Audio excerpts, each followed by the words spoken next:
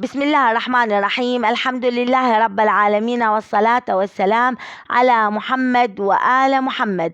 دع الأيام تفعل ما تشاء، وطب نفسا إذا حكم القضاء.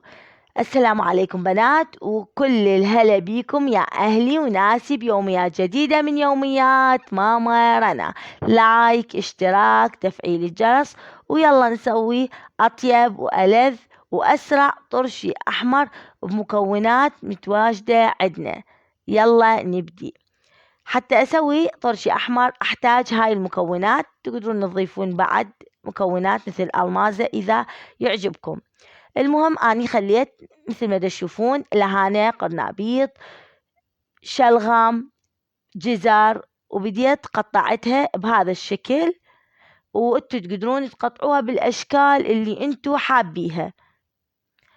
المهم ورا ما قطعتها جبت علبة نظيفة، وراح أبدي أوزع المواد اللي قطعتها بهاي العلبة. وكل ما أخلي وجبة من الخضار أبدي أرش عليها ملح، طبعا ملح خشن. ومثل ما تشوفون هنا مثلا الجزر قطعته بشكل أصابع، هنا جزء منه قطعته بشكل دوائر يعني حلقات، فأنتوا تقطعوه بالأشكال اللي أنتوا تحبوها. ودا أوزع الخضار بالعلبة بشكل عشوائي، وأرش عليه ملح. الملح اللي استخدمته 3 ملاعق متروسة من الملح الخشن، ولا تخافون من كمية الملح اللي خليتوها، احنا بعدين نتخلص من الملح الزايد. هنا أخلي ملح، أخلي خضار وأرش، أخلي خضار وأرش.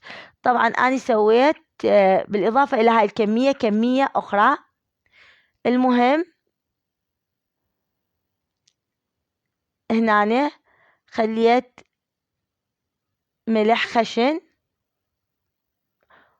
ورا ما رصيت الخضار قبغت العلبة وتركتها 24 ساعة، يعني يوم كامل، وخليتها على الكاونتر وعفتها. خلال 24 ساعة كل ما أشوفها، يعني كل 4 ساعات كل 3 ساعات، أوزعها بهذا الشكل، أقلبها وأتركها. مثل ما قلت لكم أني خالتها قبالي، كل ما أشوفها أقلبها بهذا الشكل، حتى كل الأملاح الملح اللي خليناه يتوزع على كل الخضار. وكل فترة وفترة كل ما أمر عليها همينة أوزعها أو أقلبها بهذا الشكل. طريقة سهلة وحلوة وبنفس الوقت بسيطة. هنا طبعا ورا مرور 24 ساعة، يعني خليتها يوم كامل، تلقون الخضار هنا هذا الماء كله، كمية الماء كلها طلعت من الخضار، أنا ما ضفت أي ماء، كل هذا الماء طلع من الخضار اللي قطعناها.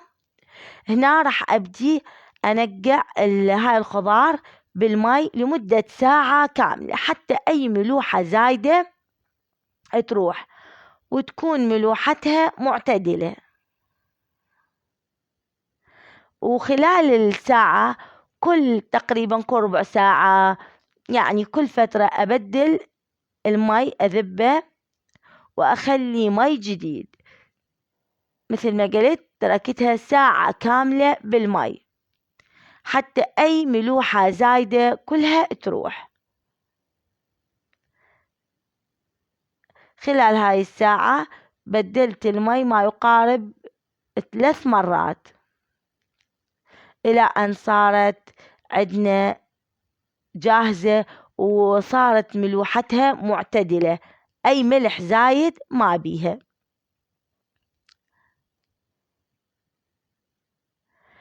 هنا طبعا أني بهاي الأثناء أني جبت شوندر، قشرته وقطعته على شكل نصف دائرة، وخليت له مي، وغمرته بالمي وخليته على النار إلى أن فار يعني تقريبا ظلي فور حتى أبدي أخليه فوق هاي الخضار. هنا هذا الشوندر صار جاهز، مثل ما قلت لكم خليته على النار، قطعته وخليته على النار. قبل ما أخلي الشوندر خليت خل هنا تقريبا نص الخضار خليت له خل. هنا راح أبدي أخلي الشلغم اللي سلكته الشوندر سوري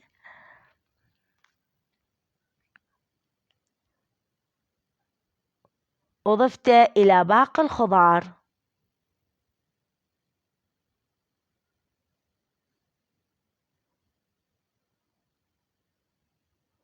وطبعا طرش الأحمر دائما العائلة كلها تحبه، وأعتقد أغلب الناس يحبوه.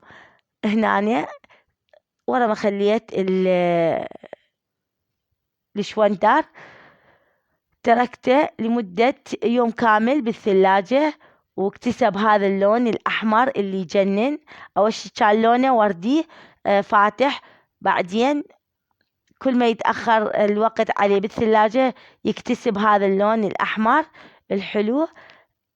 نستخدمه ويا الوجبات، وبصراحة مرات هيك نطلع ناكله. طيب علينا وعليكم بألف عافية، جربوه وإن شاء الله راح تدمنون عليه. طريقة سهلة، إن شاء الله نلتقي أنا وياكم بيوميات جديدة. مع السلامة.